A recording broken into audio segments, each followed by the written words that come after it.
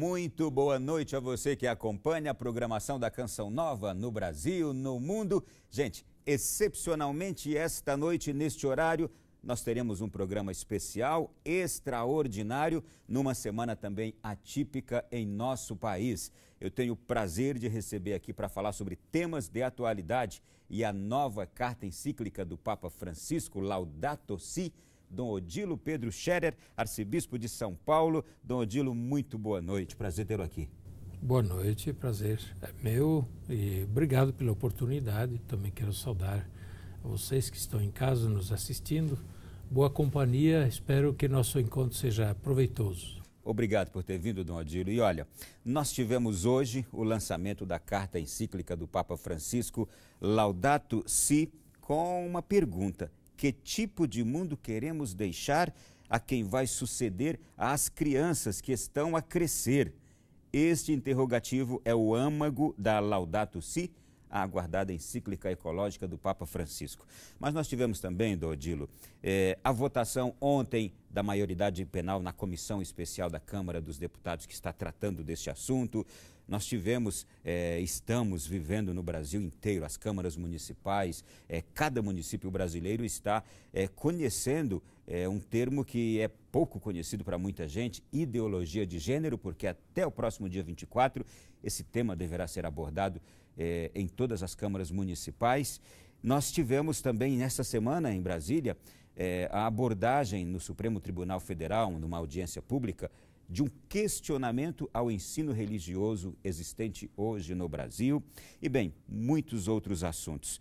Eu gostaria, primeiramente, de começar, claro, falando do assunto mais agradável de todos estes, que foi o lançamento hoje da carta encíclica do Papa Francisco. Gostaria de saber o quanto o senhor já teve familiaridade com esse documento nos últimos meses, claro, com a proximidade que tem sempre com o Vaticano. O que o senhor já nos pode falar sobre este documento do Papa? Claro. Fazia meses que o Papa estava anunciando, ou alguém estava anunciando que o Papa preparava uma nova encíclica e até davam o tema.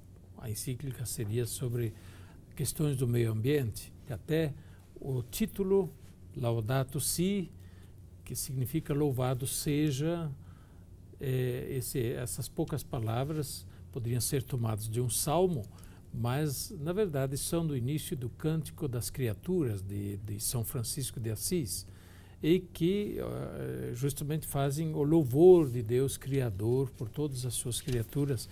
Então, já o título, ele dá um pouco a direção do assunto da encíclica. Bom, Laudato Si. Esta encíclica, ela tem a ver com a nossa vida de hoje, em quais aspectos, segundo a leitura que o senhor faz? Olha, eu espero, né, pelo que se tem dito, mas também partindo do que o magistério da Igreja já tem dito sobre o tema da ecologia. E até manifestações do próprio Papa Francisco, né? E manifestações do Papa Francisco em audiências, em ocasiões diversas, o Papa se referiu a temas da ecologia. E o Papa Bento XVI, na encíclica Caritas in Veritate, ele tem alguns parágrafos muito consistentes sobre as questões da ecologia.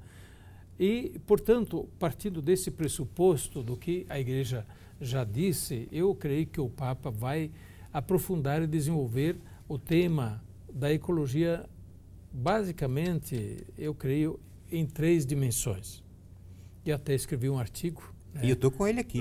Um artigo que saiu no jornal O São Paulo, da Arquidiocese de São Paulo, e esse artigo também está na internet, está no site, no portal da Arquidiocese de São Paulo, se alguém quiser ver.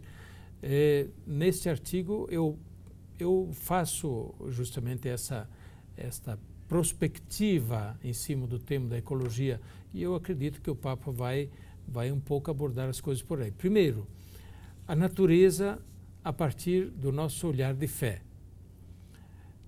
A natureza olhada como dom de Deus Criador. A gente muitas vezes esquece isso, né? No primeiro artigo da nossa fé, creio em Deus, Pai, Criador do céu e da terra, de todas as coisas visíveis e invisíveis. Então, a natureza, o mundo criado, que não é só a natureza próxima, mas é também o universo, é o mundo criado, é obra de Deus.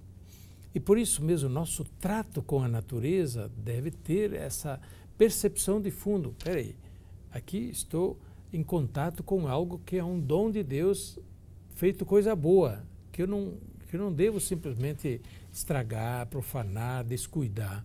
Então, um olhar de fé sobre a natureza, reforçando, digamos assim, a partir da nossa fé, justamente, um olhar cristão, um olhar crente, né? Um olhar de fé sobre a natureza. Eu poderia dizer uma reafirmação do nosso reconhecimento de que Deus é quem é o Criador.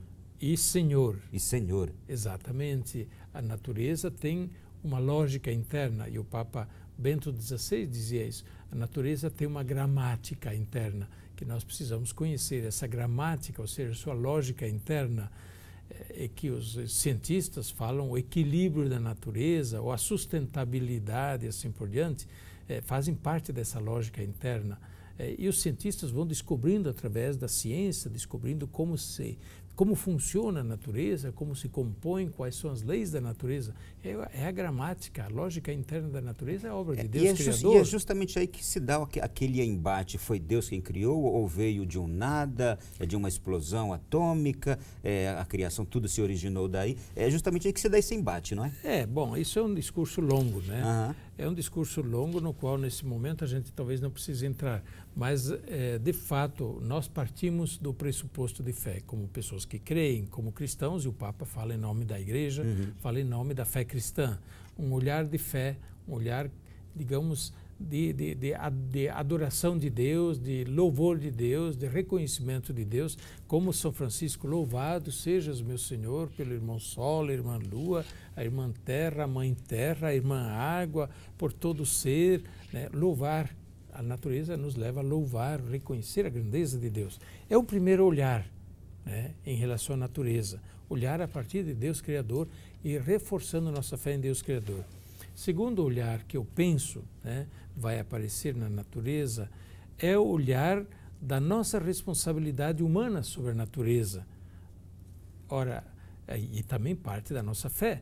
Nós lemos lá no início da Bíblia que Deus entregou o jardim, né, do Éden aos cuidados do homem, né, e da mulher.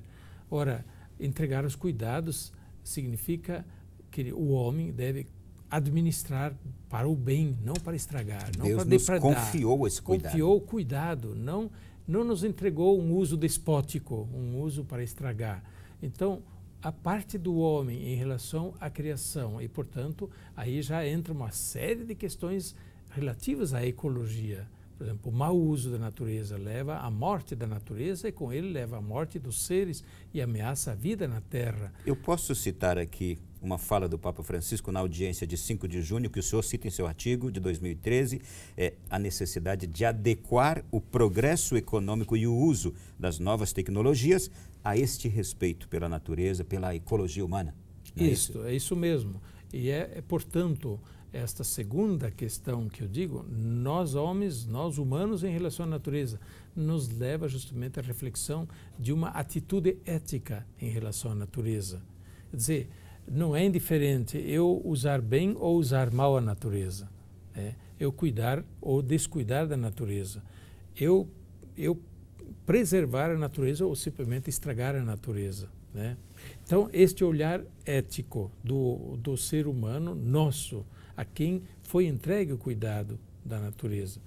É uma questão ética de fundo. O Papa Bento XVI fala bem disso. E aí entra também uma situação complexa, que é esse imediatismo e essa busca de soluções, quando fala soluções financeiras, econômicas para seus problemas que o homem de hoje tem, e se torna um predador da natureza. Exatamente. Entra esse conflito também e a necessidade de uma consciência, né?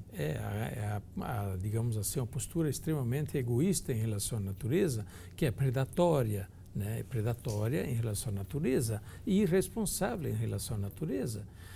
E aí eu passo para a terceira dimensão, que é a dimensão fraterna, a dimensão solidária. Quer dizer, Deus fez este mundo para todos. Não fez o mundo só para uns e outros que têm poder de dizer é meu. Deus fez este mundo para todas as criaturas, para começar, né? Não só para o homem, né? Também para as outras criaturas, né? E no mundo, na natureza, há um enorme, digamos, uma enorme harmonia entre todos os seres.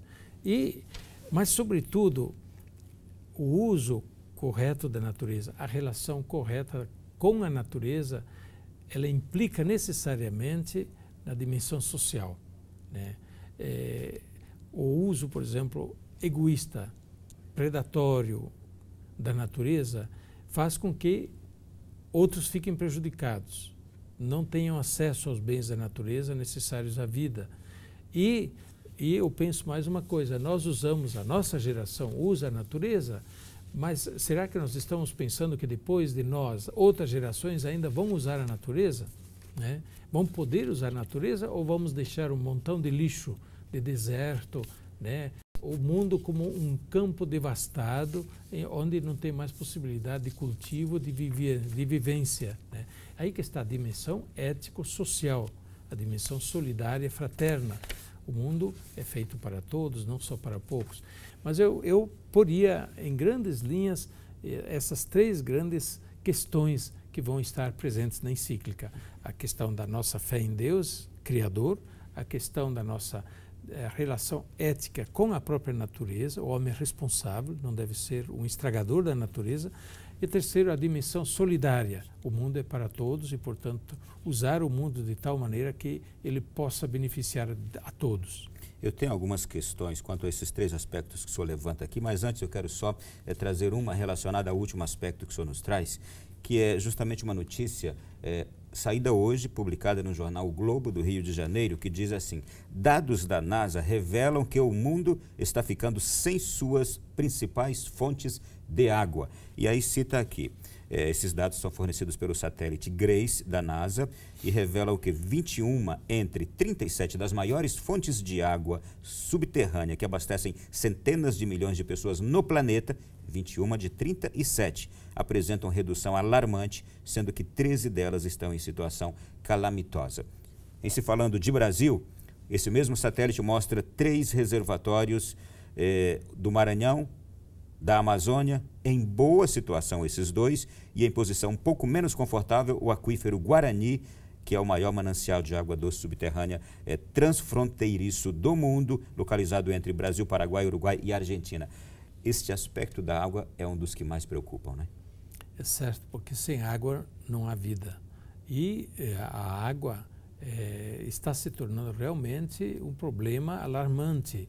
Nós, em São Paulo, por exemplo, e no sudeste do Brasil, estamos experimentando isso justamente por causa da seca, da pouca precipitação nesses últimos anos, a queda extrema, né, dos reservatórios, de modo que todo mundo está tendo que poupar a água e temos que aprender a poupar mesmo, mas aí que caímos na conta. Espera aí, mas temos água que chega para todo esse povo? Ou não acumulamos demais gente em pouco espaço, achando que tem água para todos e nem pensamos nisso e usamos mal a água que temos, né? Então, essas questões começam a se tornar muito preocupantes daqui por diante. Entra no ponto que o senhor abordou da preocupação ambiental, e é aí que a gente percebe também uma bela lição que a população de São Paulo nos deu, que é nós podemos melhorarmos como seres humanos usuários desses bens naturais. Exatamente. De repente a gente se dá conta que dá para viver com menos da metade da água do que a gente normalmente vivia, sem se dar conta que a gente estava esbanjando água, né? E além de muito desperdício de água ainda afinal com as estruturas de tubulações e os encanamentos, né, que precisam ser muito melhorados para haver menos desperdício de água. Então, nós teremos água para todos se nós fizermos um uso responsável, todos fizermos um uso mais responsável da água. Dom Odilo, Deus Criador e Senhor, foi o ponto que nós começamos o nosso programa aqui, este reconhecimento, e eu fiquei pensando aqui, uma reafirmação, essa encíclica pode nos convidar a uma reafirmação de Deus como Senhor e Criador de todas as coisas. E aí a gente vai entrar no outro aspecto que eu vou abordar com o senhor no próximo bloco, porque esse já acabou, que é hoje o questionamento da criação de Deus, tal qual o Senhor fez. Daqui a pouquinho no próximo bloco.